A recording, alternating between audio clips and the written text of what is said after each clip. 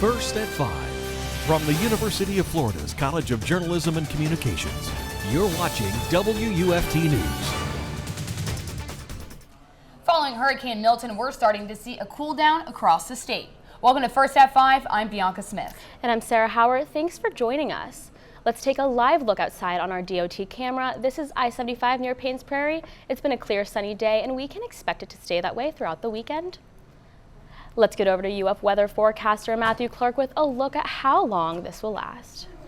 Yeah, this Florida fall weather is going to stay this way for the next handful of days, and Wednesday night into Thursday morning, we see temperatures in the 40s for the first time this fall season. 47 waking up Thursday morning in Gainesville, 44 up in Lake City, and almost freezing 43 over in Live Oak. We're going to be getting that cool down, so when you're waking up on your Thursday morning, good to have a jacket, especially if you have your morning commute to work. Campus Cam, picture clear right now, 82 degrees. Feels like 82 degrees right now. Usually in the summer, it's feeling a lot hotter than that actual temperature. That's because those dew points, we're feeling a lot cooler on those dew points right now. Temperatures around the rest of the state, mainly in the lower 80s for the most part. 79 over in Lake City, 84 over in Ocala. Beautiful Tuesday night. As we head into those overnight hours, we're going to drop into the mid 60s, reaching our low around 65 on Wednesday morning. Waking up, it's going to feel nice again. Now, again, with the dew points, with those dew points being lower, that's what's making us feel so good. So these dew points are going to remain pretty low as we head into Friday and into this weekend. NFL football could soon be heading here to Ben Hill Griffin Stadium. We just learned in the last 10 minutes that the owners have approved the Jacksonville Jaguars' proposal for a new stadium. WUFT sports anchor Jack Meyer joins us here in the studio with more on what that means for us here in Gainesville. NFL owners met this afternoon in Atlanta and voted unanimously on final approval for the new home of the Jacksonville Jaguars. Now here's what that means for us. Ben Hill Griffin Stadium is one of the sites the Jags could call home while they build their stadium of the future. Ben Hill Griffin is up against Camping World Stadium in Orlando to become the temporary home of the Jags. In order to get passed, the proposal needed a 75% favorable vote or higher. The projected cost of the stadium is slated to be around $1.4 billion and will be split between the city of Jacksonville and Jaguars ownership. The other decision comes down to whether the bank will be a part-time or a full-time home. Construction is expected to begin once the 2025 season is over. The final stadium will likely be ready in time for the 2028 season. As the Jaguars prepare to move out of the bank, the team is expected to play in front of a reduced capacity crowd in 2026 due to scheduled stadium maintenance. We'll have more on the Jags and the city's next steps once that information comes out. Reporting live from the studio, Jack Meyer, WUFT Sports. Right now, neighbors in Gainesville have a chance to voice their opinion on their new proposed safety improvements to University Avenue. Let's take a look. The Florida Department of Transportation is holding a hybrid public meeting to discuss the improvements from State Road 26 to Waldo Road all the way to Southeast 31st Street. The improvement plan includes adjusting traffic signals, adding new crossings, and widening the sidewalk. You can attend in person at G-Tech on Hawthorne Road or online. And elections are approaching where voters are going to vote on many important issues, one of those being who will control utilities, the GRU Authority Board or the city. Campaign manager Bobby Murmer believes GRU isn't playing by the rules. Murmer filed an ethics complaint against GRU CEO Ed Bilarski. The complaint came after a flyer was sent in the GRU bills explaining the referendum. Murmer believes the flyer could sway public opinion and is in direct violation with their ethics codes. Bilarski said they did this in 2017 when they had a referendum as well. The city of Archer is facing a financial struggle after an accounting mistake revealed the city owes the IRS nearly a fifth of its annual budget. Account specialist Cindy Thomas says this was caused by a new software system they are using called Edmunds GovTech. She says they've been having issues with the software for the last month. Thomas says the funds they were supposed to pay the IRS have already been spent. City leaders still need a plan to pay off its debt, but won't be able to do so until the audit is complete. And early in-person voting opened in Georgia today, a state both presidential campaigns are fighting to win. Georgia election officials are predicting record-breaking numbers of people will cast ballots before November 5th. Bree Jackson is in Washington with the latest in the race for the White House. Long lines as early in-person voting gets underway in Georgia, a sign of voter enthusiasm in a critical battleground state. It was our constitutional duty to make a change. It's time for a change in the country. I felt a leading, a calling to come and vote today. An NBC News poll shows more than half of voters plan to cast their ballots early this year. A key issue driving many to the polls is the economy. Former President Trump claims Americans would be better off under his leadership. We're going to bring companies back to our country. Mr. Trump's remarks follow an unusual turn of events during his Pennsylvania town hall Monday. Medical emergencies in the crowd sparked an impromptu concert, leaving Trump swaying on stage. Would anybody else like to faint? I think he handled that very well. He stopped, he waited. The Harris campaign mocking her opponent's behavior, saying he appears confused. A statement that's in line with the vice president's strategy of painting Trump as unfit and using his own words against him. Donald Trump is increasingly unstable and unhinged. And he is out for unchecked power. That's what he's looking for. Harris looking to motivate black men during a media blitz this week. Trump focusing on women voters during a Georgia town hall tonight. Both candidates in a final push to get supporters to the polls. In Washington, Bree Jackson, NBC News. Mail-in voting is already underway across the state. Florida voters have cast more than 603,000 mail-in ballots for November elections. As of this morning, election supervisors say they've received over 260,000 ballots cast by Democrats and more than 220,000 cast by Republicans. Unaffiliated and third-party voters have cast 22,000 votes. Election day is last chance voting. So many things can go wrong on a day, and this is a critically important election, frankly, for our nation, but also for our local community. The largest number of mail-in ballots have come from South Florida counties of Miami-Dade, Broward, and Palm Beach. In the next half hour, the Alachua County School Board is meeting to evaluate its superintendent's performance for the last year. Shane Andrews served as interim superintendent until earlier this year when board members voted him into a permanent contract. This contract gives Andrews a base salary of $183,000. He'll receive a $5,000 bonus if he is evaluated as effective tonight. Andrews is the 7th superintendent for the school board in the last 11 years. Neighbors are invited to share their feedback and input during the public comment portion of the meeting tonight. FEMA crews are warning neighbors about a new scam against areas impacted by Hurricane Milton. They say scammers are going to people's homes claiming to be FEMA inspectors and collecting personal information and payment for services. FEMA officials will always have identification cards and will never charge for assistance. If you think that you are a victim of this scam, you can report it to your local sheriff's office emergency line. And students in the Bay Area are preparing to head back to school after many schools were forced to shut down during Hurricane Milton. This school in Pinellas County has blown out windows, broken humidifiers, and tiles missing from the roof of the school. It has the most significant damage countywide, and officials say that today it will all be fixed. Extracurricular activities have begun again to help students return to normal. Our number one goal was to make sure students could return, give a sense of normalcy to our community, allow parents to return to work, and we're excited to do that tomorrow. Throughout the city, streetlights and school walking zones are still out, but the police will be there to help every day until they're fixed. Students have been out of school for 10 days now, and the school board will be sharing a proposal next week to determine how to make up those school days. If you have any unwanted or expired prescription drugs sitting at home, Citrus County deputies are providing an opportunity to get rid of them safely. In a partnership with the DEA, deputies are hosting Drug Take Back Day on October 26 from 10 to 2 p.m. Neighbors can bring their medications to locations in Inverness, Lecanto, and Homosassa to drop off with no questions asked. Deputies say they won't be accepting any needles, injectables, or syringes due to potential hazards posed by blood-borne pathogens. A 68-year-old man is dead after colliding with a tractor. This happened just before 7 a.m. this morning at the Cash and Carry pole barns in Levy County. The 68-year-old drove into a tractor parked behind the pole barns while it was unloading. He was pronounced dead on the scene. Multiple lanes were closed while troopers responded, and they are still investigating. Flu season is underway across the state, and health leaders are starting to offer vaccinations to help ward off symptoms. How and where you can get your vaccine after the break.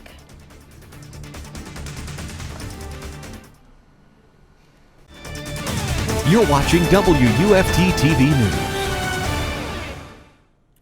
The Florida Department of Health in Alachua County is currently offering influenza vaccines. WUFT's Radaysha Robinson joins us live in the studio with more information on how you can get one. Your local clinics in Gainesville will be giving out free vaccines to those aged 6 months to 18 years old, no matter if you have insurance or not. Local health officials say getting the vaccine is a key measure in combating the flu this season. The Centers for Disease Control say the flu vaccine has been shown to reduce the risk of illness, hospitalization, and even decrease the risk of flu-related deaths. Those are reasons why the county is offering the flu mist in school clinics and the shots at East Gainesville, Alachua, and Southwest clinics.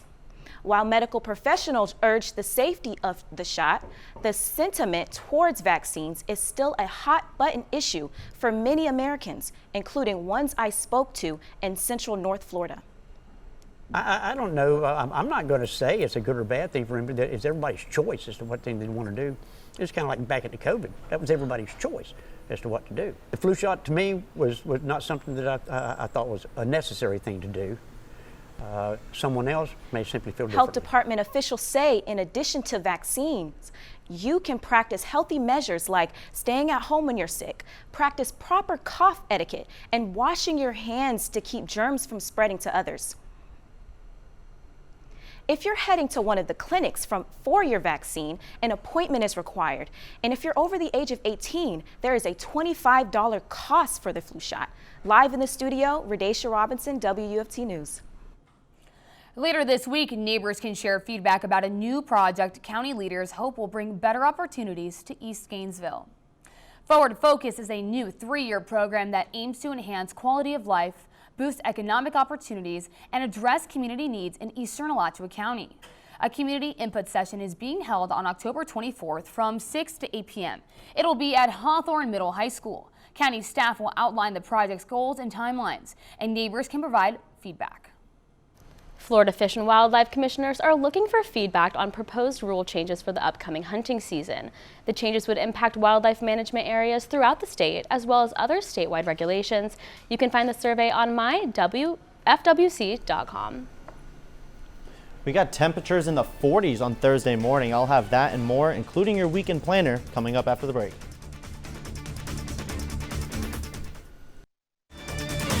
You're watching WUFT-TV News. We got crystal clear skies overlooking Gainesville's University of Florida campus right now. Beautiful day out on our Tuesday evening. Going to be a picture-perfect sunset, I'll tell you that. We got winds from the west around 8 miles per hour. Temperature 82 degrees, and it feels like 82 degrees. Normally during the summer, those feels like temperatures are higher, but it actually feels like the temperature that it is outside right now. For the rest of our area in North Florida, mainly in the lower 80s, 84 in Ocala, 84 down the Villages, and 83 in Placa. I guess 79 degrees over in Jacksonville. The lows when we woke up this morning, though, we're in the low 60s. We even saw 54 in Lake City and 54 over in Live Oak. Pretty chilly start to your morning today. It's going to be continuing that way throughout the rest of the week into tomorrow. Now, lowest temps today are elsewhere in the United States, about 34 up in Rapid City, South Dakota, 42 in Omaha. Now, keep an eye on this high pressure system as it starts to move its way further south. We have a cold front kind of draped over us right now, and as that cold front starts to move its way further south, same with the high pressure system, it's going to be bringing in some colder, drier air from the north, which is what's going to set us up for that really cold Thursday morning. So possibly multiple layers on our Thursday morning. Going to start to get into the normal pattern again as we head into the weekend, but still lows in the 60s. Waking up tomorrow morning, we got clouds, a little early morning clouds, 58 degrees when you wake up, heating up into the low 70s. Going to just be a picture perfect afternoon to go out and about on Wednesday. And when we wake up on our Thursday morning, we see lows in the 40s, 47 in Gainesville, 44 in Lake City, and 43 in Live Oak. So multiple jackets are going to be needed as we quickly heat up though into the 70s. Now this weekend have temperatures reaching just the 80s on our Saturday and Sunday. Now this weekend is also UF homecoming weekend, so we do have a game day in the swamp with a kickoff at 7:45. So we're going to be feeling cool and breezy with temperature around 73 degrees and dropping into the upper 60s as we head into later Saturday night. Still tracking the tropics. It is still hurricane season until November 30th. Do have two areas we're looking at. This long track area that has a 50% chance over the next couple days and a 20% over in the Western Caribbean. Not much going on the models though. A lot of the models just have nothing much going on right now. A couple of moisture moving to the Western Caribbean. Something starts to form here in the Western Atlantic before eventually just moving off into the North Atlantic. So all is good right now. Still going to be keeping an eye on it for the most part. Rest of the 7-day outlook, though, going to start to slowly heat up as we head into the weekend and early parts of next week, but we still are going to have lows in the 60s. The Florida Gators women's basketball team is just mere weeks away from tipping off a new season, but the squad has already suffered a tough blow before even taking to the hardwood. With a key Florida returner now set to hit the transfer portal, we'll have the scoop on what to expect from the Gators this season and more after the break. You're watching WUFT-TV News. I'm Jack Meyer here with everything you need to know about what's going on in the wide world of sports today. We're going to switch things up a little bit on this fine Tuesday afternoon as we start out on the rugby pitch. WUFT's Lauren Halpern went behind the scenes with the UF Women's Rugby Club, where she dove into the team's recent breakthroughs both on and off the field. Shoulder down, put your shoulder down. Drive. Today, we dive into the fast-paced world of rugby at the University of Florida, where every second off the pitch counts, especially for the women's club team, whose last big matchup was on the state level in Phoenix, Arizona. The University of Florida's women's club rugby team has been around since the 1970s, but it wasn't until last year that the team made its mark with a record-breaking season. The Gators won the state championship, putting themselves at the top of the leaderboard this fall. Despite high expectations, the team has begun this year's run 0-2. The competition in Phoenix was really tough. It was a lot tougher than the competition that we face here, and so we learned a lot from that. But it's also a totally new season. We've lost, I think, 9 starters, and we're building up with the strongest class of newbie players that we've ever had. We've never started 0-2 before. The Gators are now in the National Collegiate Rugby Conference, a step up from where they were last season. This year we're playing University of South Carolina, Lander University. We just have more opportunities to get better, and we play more games. Assistant coach Anna Liu says this team is so special to her because of their diverse backgrounds.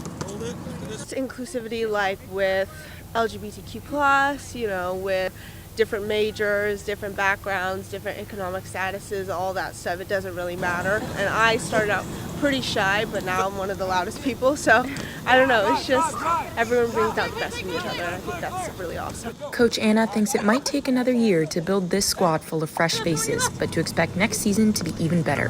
WUFT Sports, Lauren Halpern. Now we're going to switch back over to the gridiron, where the Florida Gators football team is still reeling from an injury-plagued weekend following a loss to number 11 Tennessee last Saturday. It was announced yesterday that UF starting quarterback Graham Mertz will miss the rest of the season after suffering a torn ACL against the Volunteers. However, Mertz isn't the only big name to have gone down in the contest. Starting running back Montrell Johnson Jr. went down with a lower body injury of his own during Saturday's loss. UF head coach Billy Napier said after the game that Johnson Jr.'s injury should not be a long-term issue. However, his status for Florida's upcoming matchup with the Kentucky Wildcats this weekend remains in question. Other potential Gators to keep an eye out for in tomorrow's official injury report include starting safety Asa Turner and second-string running back Trayon Webb. Now, in the world of women's basketball, Florida graduate guard and reigning leading scorer Aaliyah Matharu entered the transfer portal last night. This comes as a major blow to a Gator squad less than 3 weeks away from tipping off its new season. Matharu led the Gators with 19 points per game last season as the team finished at 16-16 on the year. While the timeline of her transfer process remains unclear, Matharu could be eligible to play for a new school by this December.